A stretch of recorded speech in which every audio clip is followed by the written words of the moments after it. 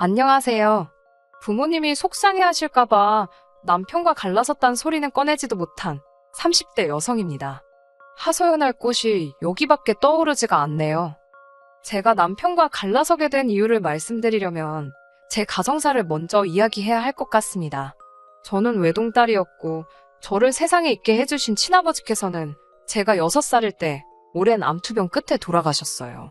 이후로 어머니께선 하루 꼬박 8시간을 공장에서 일하시고 밤에는 식당에서 설거지를 하시며 생계를 꾸려나가셔야 했지요. 사정이 그렇다 보니 저 역시 자연스레 외조부모님과 함께 보내는 시간이 많아졌고요. 외할머니와 외할아버지 두 분 다 저에게 너무나 잘해주셨고 시간이 흐를수록 아버지의 빈자리에도 조금씩 익숙해져 갔네요. 제가 초등학교에 들어간 해에 저와 어머니는 원래 살던 집에서 나와 아예 외갓집으로 들어갔습니다. 어머니께선 여전히 공장과 식당을 오가며 일을 하셨어요. 어린 마음에 배가 아프다고 꾀병을 부리며 어머니의 출근을 회박놓기도 했었습니다. 그런 저를 외조부모님께선 몹시 딱하게 여기셨고요. 특히 외할머니께선 어떻게든 어머니의 빈자리를 메꿔주고자 애를 많이 쓰셨습니다. 가령 비가 오는 날 학교 앞으로 저를 데리러 오는 일이라던가 학교에 제가 빼먹은 준비물을 가져다 주시는 일 같은 거요. 지금 생각해보면 외할머니도 연세가 있으셨는데 어린 소녀의 어리광과 짜증을 받아주셔야 했으니 얼마나 힘드셨을까 싶어요. 하지만 그때는 그런 걸 알기엔 너무 어렸고 친구들의 젊은 어머니들 사이에 나이든 외할머니가 계신 게 속상하기만 했네요. 친구들이 너는 아빠도 없고 엄마도 없냐며 놀리기라도 한 날은 얼마나 서럽고 억울하던지. 그러다 한여름의 어느 날이었어요. 학교가 끝나고 평소처럼 집에 도착했는데 현관에 못 보던 남자 구두가 놓여 있었습니다. 새아버지셨어요. 처음 만난 새아버지께선 느긋한 목소리로 저에게 인사를 하셨습니다. 전 왠지 쑥스러우면서도 잘 보이고 싶은 기분이 들어 괜히 학교에서 풀었던 시험지를 꺼내놓고 열심히 공부하는 척을 했어요. 관심을 끌려고요. 하지만 어쩐 일인지 저희 어머니를 포함해 외조부모님과 새아버지까지 모두 그런 저를 보고 귀엽다며 웃기만 하시더라고요. 제가 기억하는 그날은 모처럼 집안에 웃음소리가 가득하고 어머니 얼굴도 환하게 빛나고 있었어요. 어머니가 그렇게 행복해하는 모습을 실로 오랜만에 본 기분이었지요. 어머니는 기분이 얼마나 좋으셨는지 조금은 짓궂은 장난도 새아버지께 치셨는데요. 새아버지는 사람 좋게 웃기만 하실 뿐이었어요. 저 아저씨가 제 새아버지가 되면 좋겠다고 어린 마음에 그런 생각을 했네요. 그날 밤 잠자리에 들기 전 어머니께서 저에게 낮에 본 아저씨가 아버지가 되면 어떨 것 같냐고 물어보셨습니다. 저는 너무 좋다고 했어요. 사실 아버지가 생기는 것도 좋았지만 지금보다 덜 바빠질 어머니를 생각하니 기분이 너무 좋았거든요. 어머니께선 몇 번이고 저에게 정말 괜찮냐고 물어보셨습니다. 지금 생각해보면 혹시나 어린 딸이 상처를 받게 되진 않을지 많이 걱정하셨던 것 같아요. 그렇게 두 분은 재혼을 하셨습니다. 새아버지께서는 어머니께 다정하고 자상하신 것은 물론이고 저에게도 늘 공주라 부르며 큰 사랑을 주셨습니다. 게다가 나중에서야 새아버지께서 행여나 제가 받을지도 모르는 상처를 걱정하시느라 일부러 다른 아이는 갖지 않으셨다는 걸 알게 되었지요.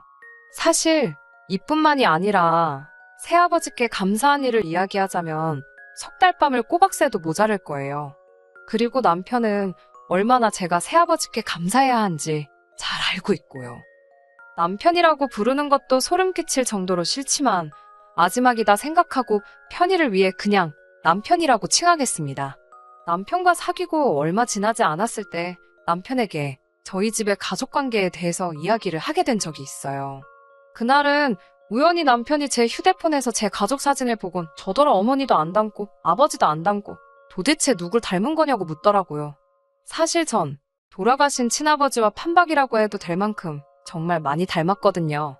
그래서 솔직하게 이야기했습니다. 돌아가신 친아버지를 닮은 거라고요. 친아버지가 돌아가셨다는 사실을 숨길 생각도 없었고 이미 오래전 일이었기에 어렵지 않게 말할 수 있었네요. 하지만 듣는 입장에선 그렇지 않았던 모양입니다.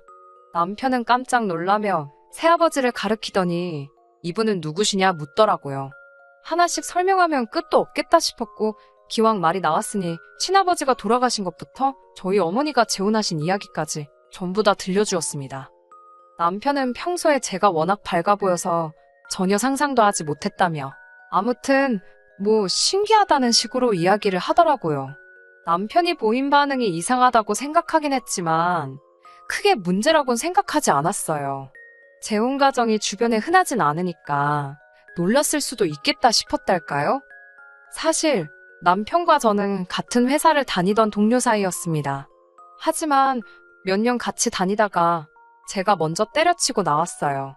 퇴사를 하게 된 계기는 회사가 별로인 것도 있었지만 장사를 해보고 싶은 욕심이 컸거든요. 그렇게 제가 시작한 건 분식집이었습니다. 구체적으로 어떻게 어떤 식으로 장사를 했는지는 제 영업비밀이라서 말씀드릴 수는 없지만 오픈한 지 5개월 만에 처음 가게를 차릴 때 들어간 원금 회수를 했을 만큼 장사가 잘 되었습니다. 이후론 운 좋게 방송도 두어 차례 탔고요. 미디어에 힘이 크긴 하더라고요. 절 알아본 초중고 동창들부터 예전 직장 동료들까지 아름아름 하나둘씩 연락이 오는 게 아니겠어요? 남편도 그렇게 연락이 닿은 사람들 중 한 명이었지요. 그날도 평소처럼 열심히 일을 하고 있었는데 말쑥한 정장 차림에 손님이 떡볶이를 주문했습니다. 장사가 잘 되긴 해도 정장 차림에 회사원 손님은 흔하지가 않아서 슬쩍 보니 저를 보고 아는 체를 하더라고요. 다시 보니 예전 직장 동료였던, 그러니까 지금의 제 남편이었어요. 자기가 방송국에 전화를 걸어 주소를 알아냈다는데 사실인지는 모르겠네요. 아무튼 그런 너스레를 떨며 이렇게 다시 보게 되니 반갑다고. 솔직히 같이 회사 생활 할 때는 일주일에 3-4마디나 할까 정도로 어색한 사이였는데 갑자기 찾아와서는 반가워하니까 조금은 황당했어요. 남편은 이후로도 일주일에 2-3번 정도는 분식집에 찾아왔고 어떤 날은 제가 끝나기를 기다렸다가 같이 영화를 보러 가기도 했지요. 지금 내가 이 사람이랑 연애를 하는 건가라고 헷갈릴 때쯤 남편이 진지하게 만나보자며 고백을 해왔습니다. 사귀는 동안 큰 트러블은 없었습니다. 다른 직장인들처럼 주말에 쉬던 남편과 달리 저는 주말에는 무조건 가게를 열었기 때문에 솔직히 한 달에 3-4번 정도 데이트를 하는 게 전부였거든요. 그러니 서로에게 좋은 모습만 보여주려고 노력했고 웬만한 일은 참고 넘겨버릇했지요.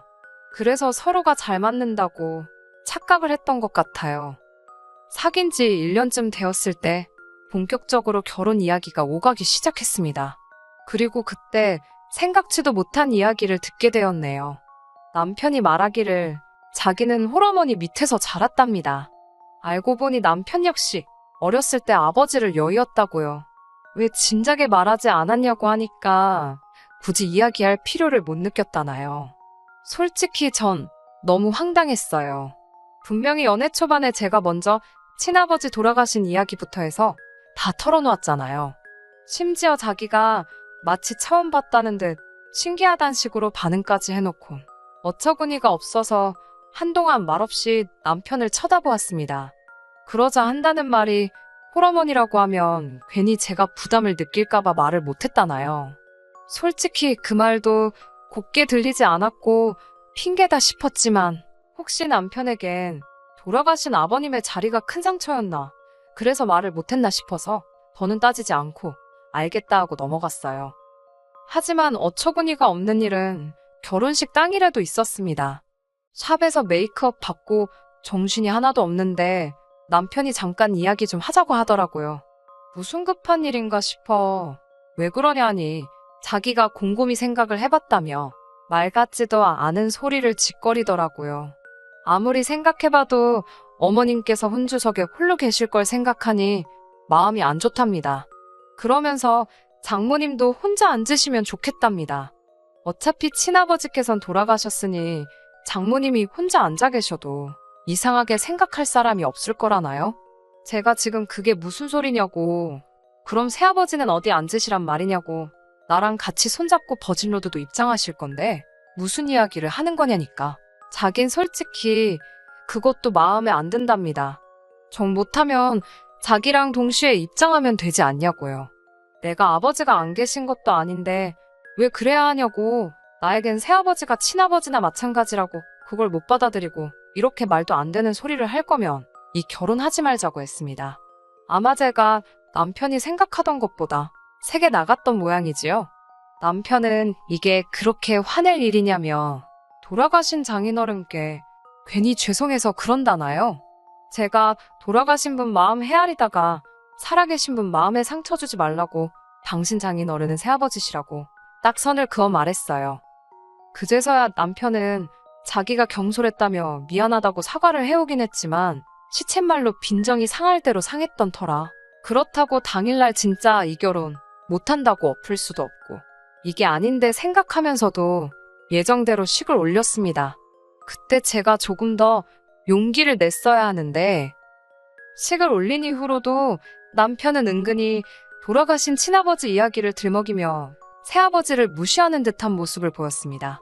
새아버지가 지한테 뭘 어쨌다고 저러나 싶어서 기도 안 차더군요. 그러다 올해 초 있었던 일로 남편에게 있는 대로 정이 떨어졌어요. 저희 부모님께선 매해 연초에 건강검진을 받으십니다. 올해도 마찬가지였어요. 솔직히 의례껏 하시는 검사였지 아버지도 어머니도 그리고 저까지 저희 세 사람 중 그 누구도 크게 걱정을 하지는 않았지요. 하지만 검사 결과는 충격적이었습니다. 새아버지께서 심혈관 질환을 가지고 계셨거든요. 가끔씩 가슴이 뻐근하다고 말씀하시긴 했는데 워낙 앉아서 일을 오래 하셔서 그런 거 아닌가라고 제가 너무 안일하게 넘어갔던 것 같아 어찌나 죄송하던지.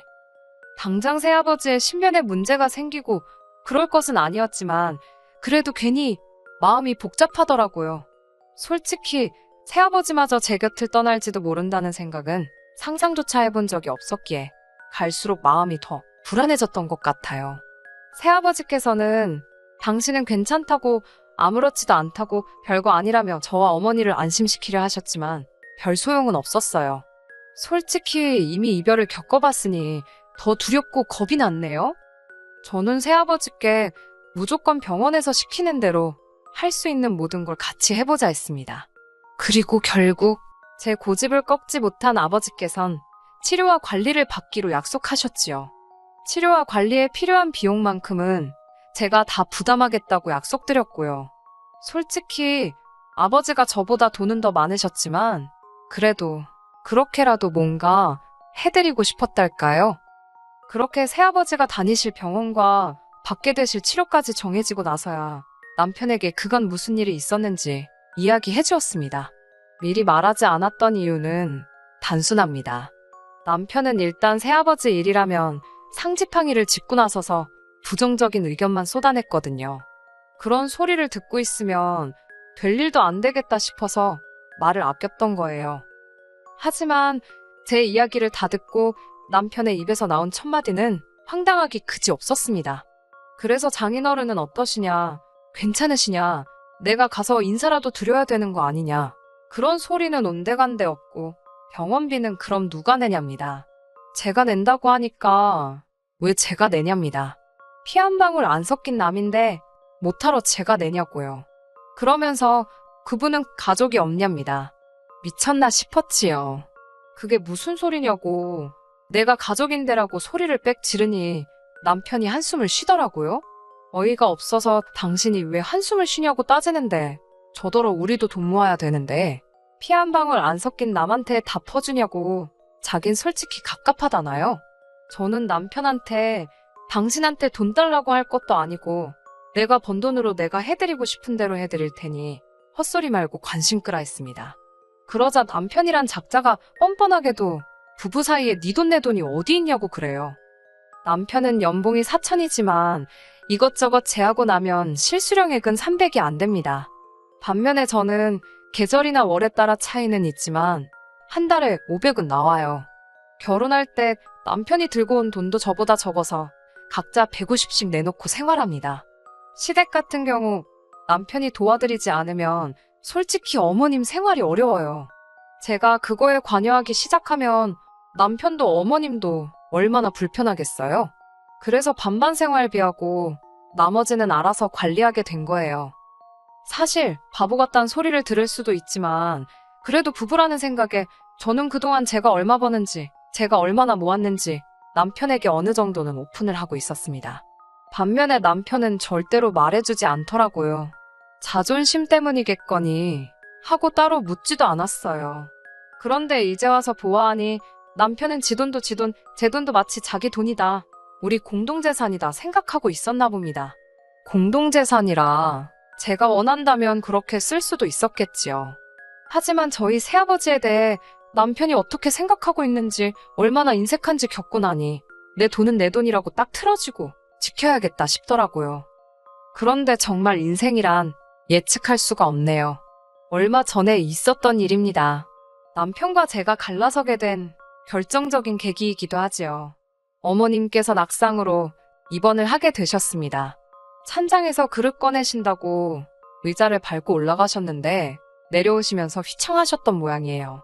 발목을 접지르셨고 머리를 부딪히셨습니다. 게다가 알고 보니 그동안 건강검진도 한 번 안 받아보셨더라고요.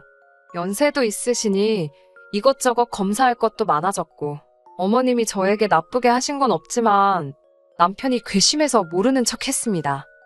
다음날 이동가 남편이 저에게 우리 생활비가 얼마나 남았냐입니다.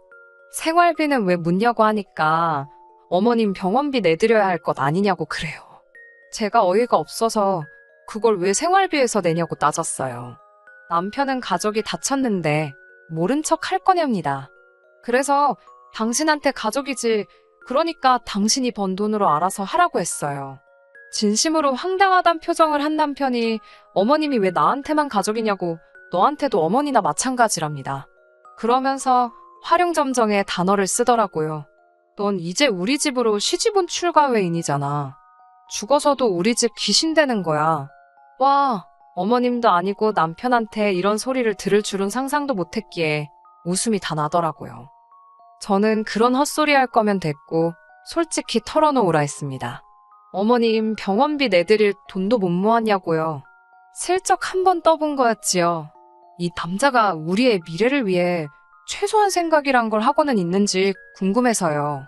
그런 재속도 모르고 한다는 말이 솔직히 말하면 이해해 줄 거냐입니다. 이해해 주겠다 하니까 실실 웃음이 없답니다. 공동 생활비 내고 지 용돈 좀 하고 어머님 한 달에 70만 원씩 드렸더니 남는 게 없더래요. 그러면서 일단 어머님 병원비 좀 저더러 내랍니다. 그리고 이참에 자기는 공동생활비 내는 것 좀 깎아달래요. 뻔뻔한 남편의 말에 저도 진짜 화가 머리끝까지 나더라고요. 제가 남편에게 내가 너랑 결혼을 한 거지 너를 키워준다고 했냐고 따졌습니다. 생활비까지 내가 더 내가면서 당신과 살아야 하는 이유가 뭐냐고요. 그리고 나는 뭐 어머님이랑 피 한 방울 섞겠냐고 출가외인 같은 소리 한다고 그 집 귀신. 내가 미쳤냐고 약 먹었냐고 악다구니를 썼네요. 내가 새아버지 병원비 좀 내겠다니까 눈 희번덕거리고 잔소리를 할 땐 언제고 당신 지금? 꼴 좋다고 진짜 따발총처럼 쏴붙였어요. 남편은 황당하고 어이가 없단 표정으로 절 보더니 질린답니다. 이런 여잔 줄 몰랐대요. 남한테 그러니까 새아버지를 말하는 거지요.